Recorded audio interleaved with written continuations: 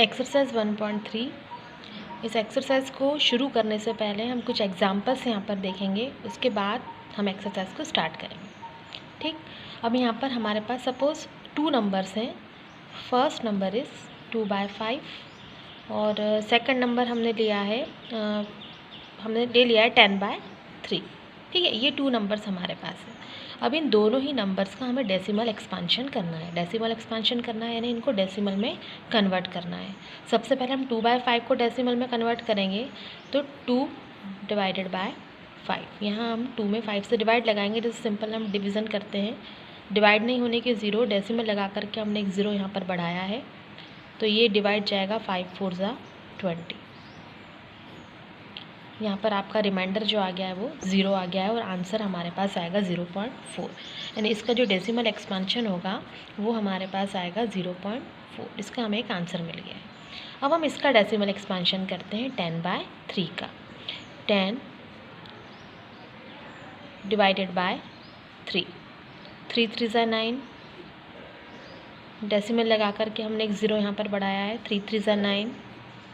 फिर हमारे पास 1 आया है, फिर हमने एक 0 बढ़ाया है, 3 3 ज़ा 9। यानी जब हम इस डिवाइड को आगे कंटिन्यू करेंगे तो हमारे पास यहाँ जो आंसर आएगा ये 3 3 3 3 रिपीट होता जाएगा।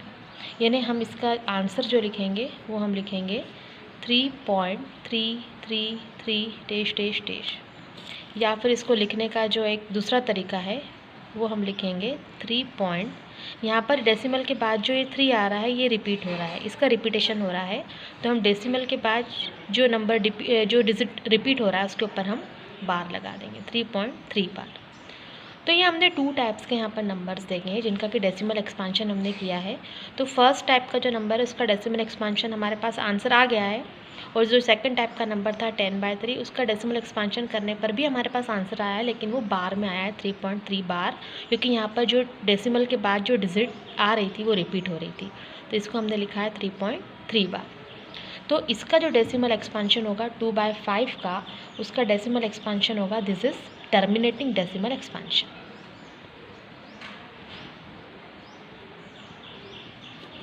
Terminating decimal expansion. 2/5 का डेसिमल एक्सपांशन 0.4 है, और ये डेसिमल एक्सपांशन किस प्रकार का है? Terminating decimal expansion. जो 10/3 को हमने डेसिमल में कन्वर्ट किया है, इसका जब डेसिमल एक्सपांशन किया है तो उसका जो आंसर हमारे पास आया है 3.3 बार, क्योंकि यहाँ पर जो है 3 डिजिट रिपीट हो रही थी। तो इसका जो डेसिमल एक्सपांशन होगा उसको हम लिखेंगे नॉन टर्मिनेटिंग, क्योंकि टर्मिनेट नहीं हो रहा है, नॉन टर्मिनेटिंग, लेकिन यहाँ पर रिपीट हो रही है, डिजिट रिपीट हो रही है, तो नॉन टर्मिनेटिंग रिपीटिंग।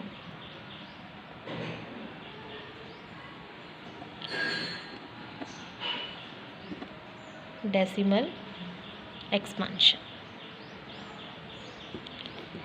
तो इस तरीके से दोनों ही नंबर्स के जो डेसिमल एक्सपांशन हमने किए हैं, एक का आया है हमारे पास टर्मिनेटिंग डेसिमल एक्सपांशन, दूसरा आया है non terminating repeating decimal expansion या एक्सपांशन। ठीक है, तो इन दोनों ही नंबर्स को हम बोलते हैं रैशनल नंबर्स। ये दोनों ही रैशनल नंबर्स हैं। तो ऐसे नंबर्स जिनका कि डेसिमल एक्सपांशन या तो टर्मिनेटिंग होता है या फिर नॉन टर्मिनेटिंग रिपीटिंग होता है, दोनों ही टाइप्स के नंबर्स को हम कहेंगे कि दोनों ही नंबर्स कैसे हैं? रैशनल नंबर्स हैं। कुछ नंबर ऐसे होते हैं जो कि इर्रेशनल नंबर होते हैं। वो नंबर किस तरीके से होते हैं? सपोज़ हमारे पास कोई नंबर है p/q, यहाँ पर हमने p को डिवाइड लगाया q से, और इसका जो हमारे पास आंसर आता है सपोज़ वो कुछ इस तरीके से आ रहा है 0.110101110001, मतलब कुछ तो भी नंबर्स यहाँ पर डिजिट्स आती जाएंगी जो कि ना तो रिपीट होगी और ना ही ये टर्मिनेट होगा।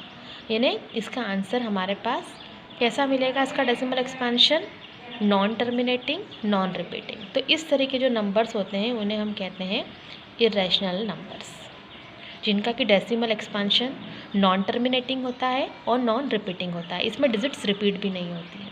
तो अभी इर्रेशनल नंबर्स का हमें कुछ काम नहीं है इस एक्सरसाइज में, हमें सिर्फ यही रेशनल नंबर्स ही देखने हैं, जिसमें 2 कैटेगरीज़ के नंबर्स आ रहे हैं, एक तो टर्मिनेटिंग डेसिमल एक्सपांशन और नॉन टर्मिनेटिंग डेसिमल एक्सपांशन।